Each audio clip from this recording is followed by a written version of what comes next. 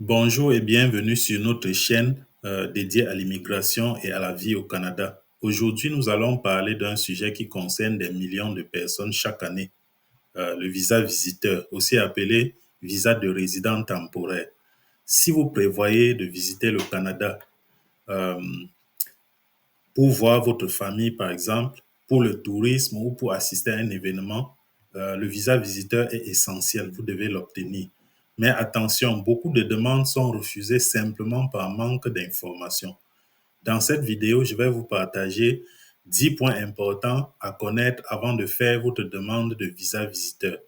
Restez bien jusqu'à la fin, car le dernier point pourrait faire toute la différence dans vos chances d'obtenir l'approbation. Il faut faire une différence, bien sûr, entre le visa visiteur proprement dit et l'autorisation de voyage électronique, qui est juste comme un document, en fait, une autorisation, comme son nom le dit, que les citoyens de pays dispensés de visa obtiennent avant de prendre un vol pour le Canada. Donc, pour le demander, il faut voyager par voie aérienne et venir d'un pays dispensé de visa. Donc là, vous avez besoin d'une autorisation de voyage électronique. Si vous ne répondez pas à l'un de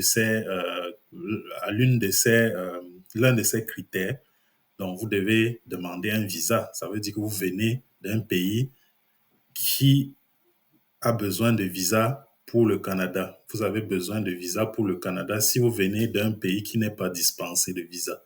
Voilà. Que vous voyagez par voie aérienne ou par n'importe quelle autre voie, vous devez avoir un visa pour entrer au Canada si votre pays n'est pas exempté de visa par le gouvernement canadien. Voilà.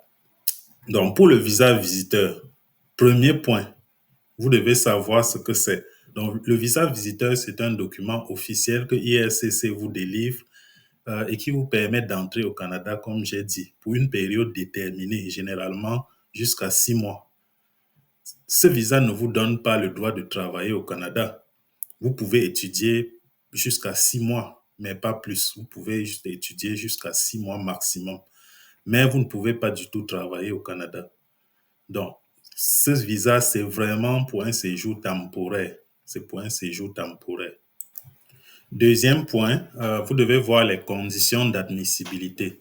Donc, pour obtenir un visa visiteur, vous devez démontrer que vous remplissez certaines conditions. La première, c'est d'avoir un passeport valide. Vous devez avoir un passeport valide qui n'est pas expiré, qui a une bonne durée de validité encore restante. Deuxième chose, vous devez être en bonne santé. Donc, un examen médical peut être exigé pour ça. Troisième chose, vous n'avez pas de dossier criminel, vous n'avez pas de casier criminel. Et puis, quatrième chose, vous devez clairement démontrer que vous allez quitter le Canada à la fin de votre séjour. Voilà.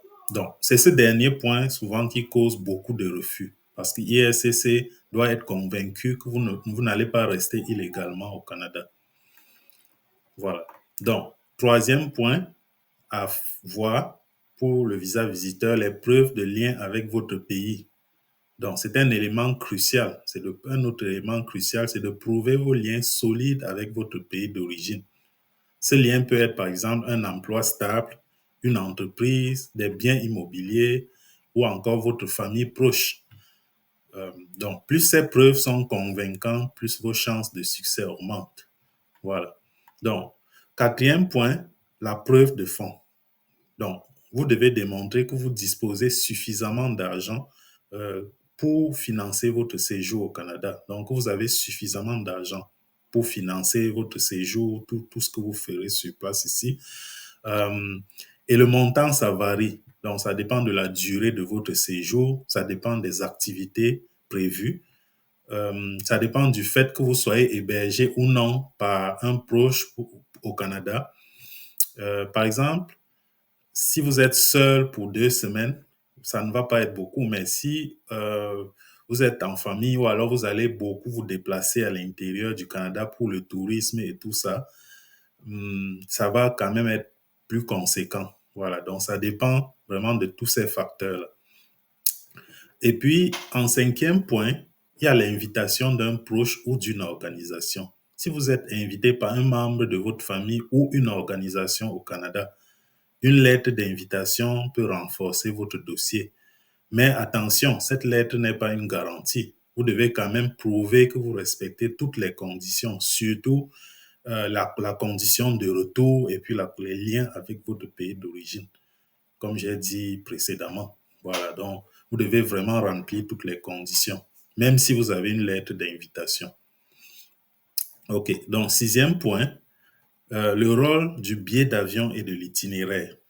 Donc, avoir un itinéraire clair de votre voyage rassure l'agent. Par exemple, une réservation d'hôtel, un programme touristique, des billets d'avion aller et retour. Voilà. Donc, un billet retour, c'est pas obligatoire pour démontrer que vous allez rentrer. Et ce n'est pas obligatoire pour déposer la demande, mais ça peut montrer votre intention réelle de quitter le Canada à la fin de votre séjour. Voilà. Septième point, la biométrie et puis le délai de traitement. Donc, la plupart des demandeurs doivent fournir leurs données biométriques. Si vous ne l'avez pas fait avant, vous devez le faire. Essentiellement, ce sont les empreintes digitales et puis la photo. Donc, ça complète votre demande qui sera traitée.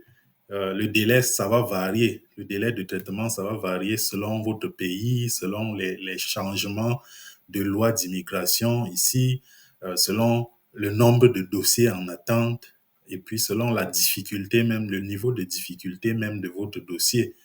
Voilà, donc ça peut aller de quelques semaines à plusieurs mois. Ça, c'est variable. C'est variable selon plusieurs facteurs. Voilà, donc c'est conseillé vraiment de déposer la demande le plus tôt possible, surtout quand la date de l'activité que vous souhaitez mener est fixe, que vous ne pouvez pas déplacer la date. Ça veut dire que vous devez vraiment anticiper. Vous devez anticiper. Voilà. Donc, les raisons fréquentes de refus en huitième point. Les refus sont fréquents pour le visa visiteur, plus nombreux peut-être que la moyenne des programmes, par exemple, de résidence permanente, à cause des fonds, par exemple, à cause de l'absence de preuves de retour au pays, à cause de documents incomplets.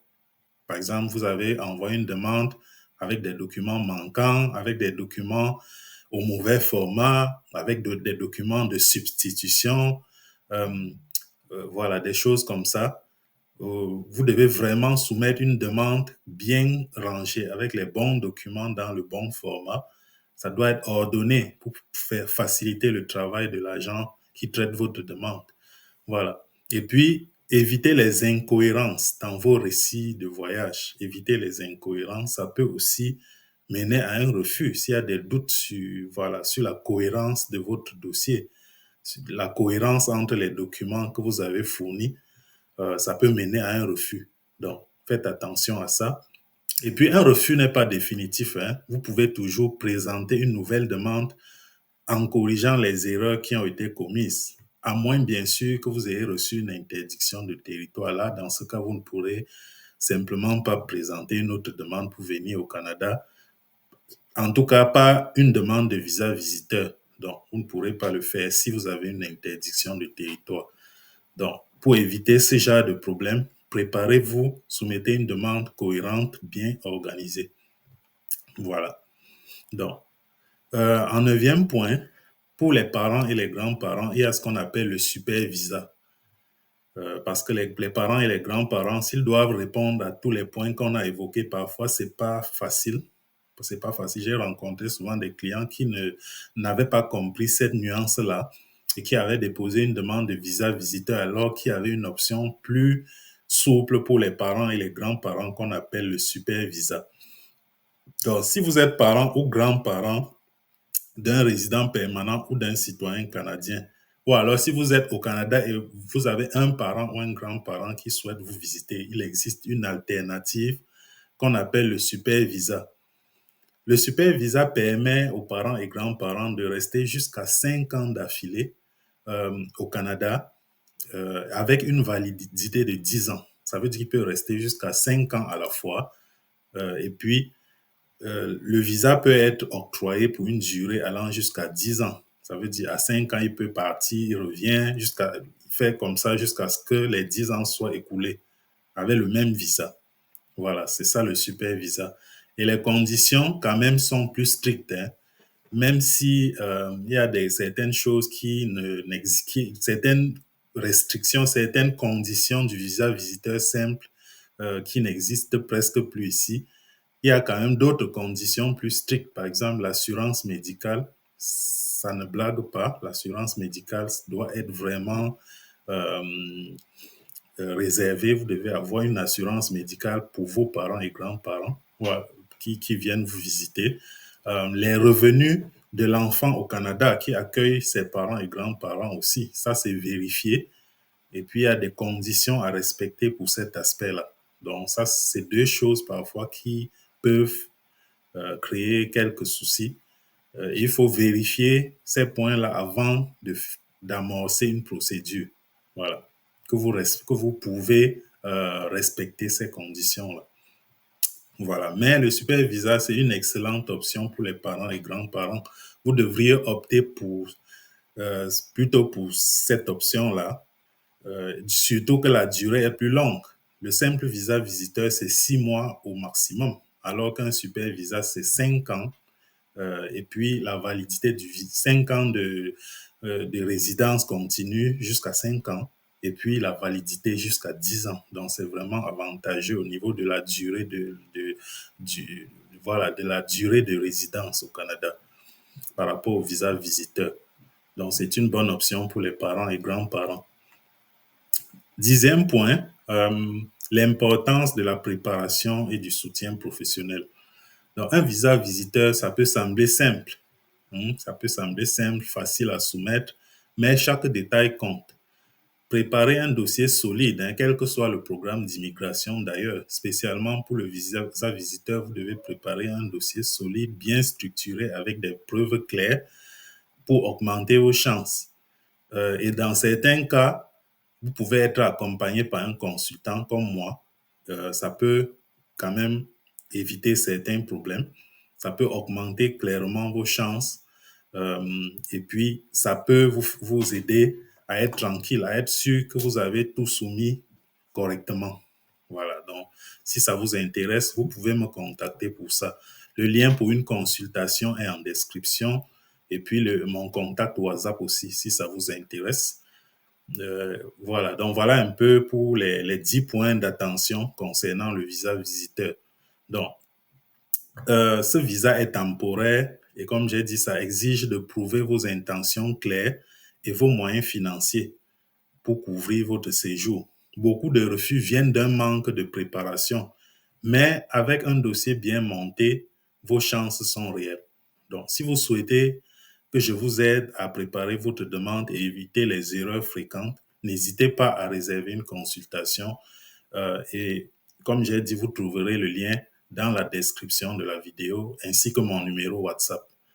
Voilà, donc merci d'avoir regardé jusqu'à la fin. Si cette vidéo vous a aidé, abonnez-vous à cette chaîne, laissez un commentaire et partagez autour de vous. À très bientôt pour une nouvelle vidéo sur l'immigration au Canada.